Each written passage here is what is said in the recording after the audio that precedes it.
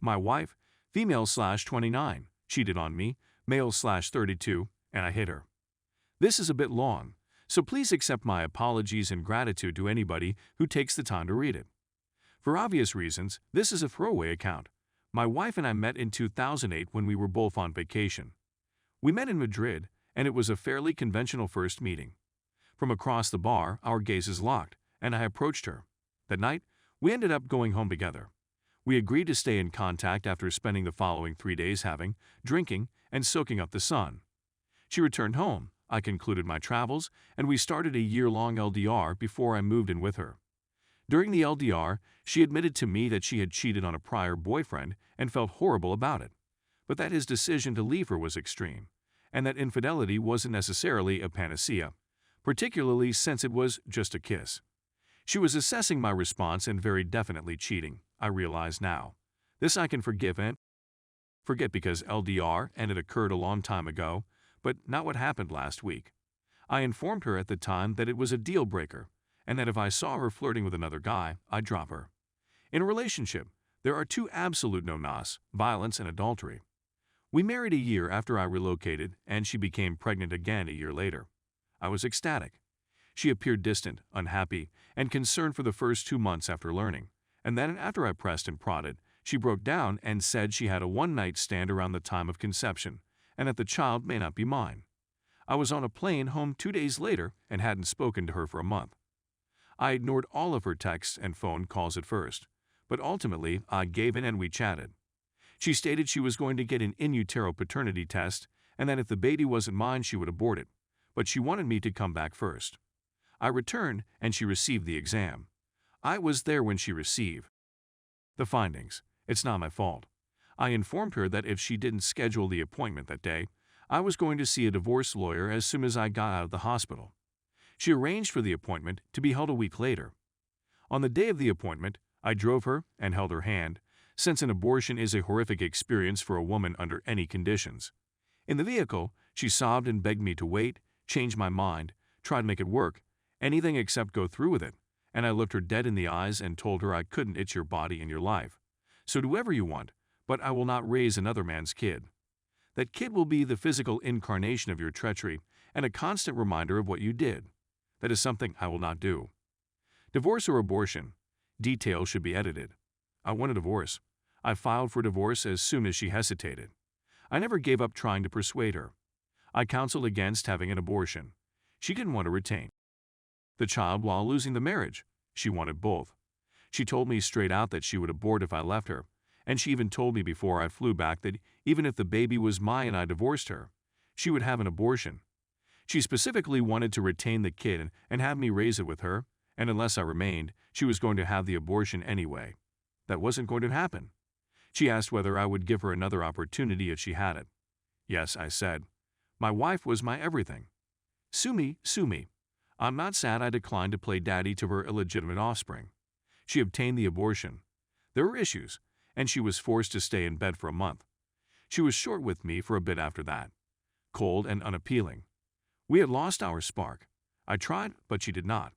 She told me one night after a few drinks that she despised me for forcing her to choose, and I told her that she deserved to suffer for what she'd done. I instantly regretted speaking this out loud, despite the fact that that is precisely how I felt and still feel. When I got home from work one day early, I discovered her weeping on the sofa, with a guy next to her comforting her, a guy I'd known for a long time. He was a coworker of hers. Their expressions told me all I needed to know. He was known as the father. It wasn't just a one-night fling. She revealed they'd had a 3-month affair after I hauled him out of the home by his neck. I'll never know whether this is the whole truth. I still accept it and have ceased asking. I filed for divorce and quickly booted her out of the home. She begged, wept, and pleaded for months, and I finally gave in and took her back. I told her she had to leave her job and stop communicating with me. She agreed and made the call right away. We moved away from her city and purchased a home in mine at the other end of the nation. We went to marital counseling and things improved. Slowly but steadily, we progressed from strength to strength. We had complete transparency on all accounts and accepted that this was the way things were. I eventually stopped glancing at her phone. Things were going swimmingly between us. We had a terrific life, We're both travel addicts and went on a lot of vacations, and we began talking about having kids. We tried for 2 years to have a kid, but nothing came of it. But the practice was a lot of fun, so what the heck? This has been the situation for many years. When the most recent incident occurred, I was entirely vulnerable and my defenses were down. For a couple of months, she had been somewhat aloof, but not to the point that I was concerned. When I questioned her about it, she always made a point of being nice and telling me that everything was okay, but her default, when not encouraged, was to be silent and seek out her own place.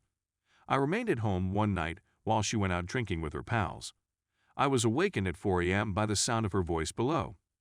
I stepped outside and inquired if it was her. She couldn't respond since she couldn't hear me. I realized she was on the phone relatively fast, and because of the hour, her recent seclusion, and her problematic connection with loyalty, I opted to listen in. She was flirting with me and saying things like, "I miss you too," and "I love you too." I knew it had to be him. I was convinced of it. Then she began gushing about the hotel, how nice the room service was, and when she was going to see him again, and I'd had enough. She knew she'd been caught as I raced down the stairs like a bull. She began crying, screaming, and cursing me, claiming she'd gone to a doctor here, and that she'd informed her during the abortion that there was some type of issue.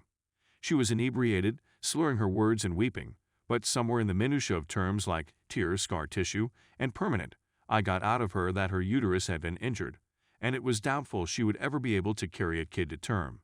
She discovered this 3 months before, just about the time she began acting distantly again. I the phone from her grasp. She attempted to reclaim it. We battled back and forth until I pushed her back onto the sofa and instructed her not to get up until I said so. I sat on the chair next to her and went over every detail.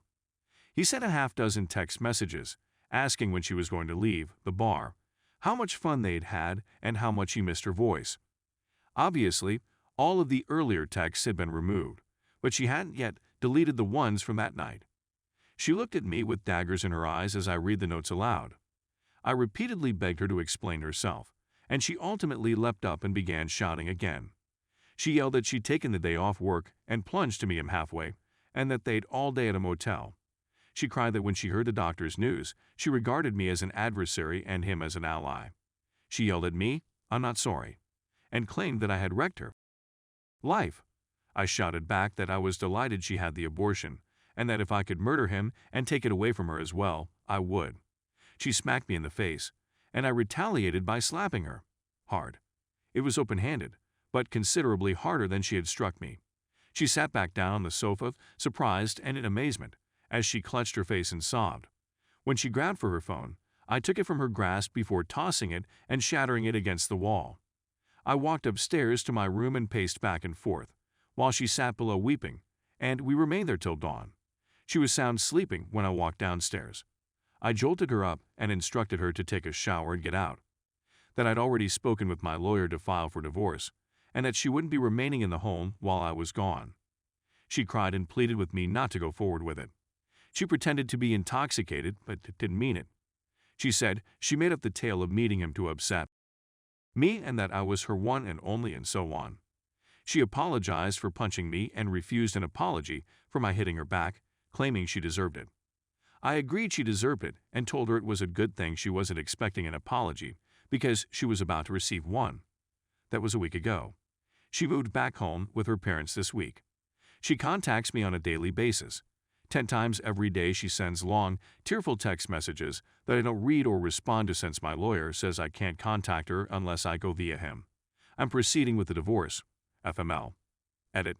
I forgot to say that I have responded to multiple comments, and it wasn't until someone pointed it out that I realized I should have said it in the OP. She indicated that she had no desire to raise the child on her own. If I divorced her, she was going to do it. She didn't want to keep the baby, and I forced her to get rid of it. She wanted us both to keep it and be the father to the kid of the guy she cheated on. At this time, I still felt the pregnancy was the result of a one-night fling she had while on a ladies' weekend away. She wasn't spending the weekend with her girlfriends.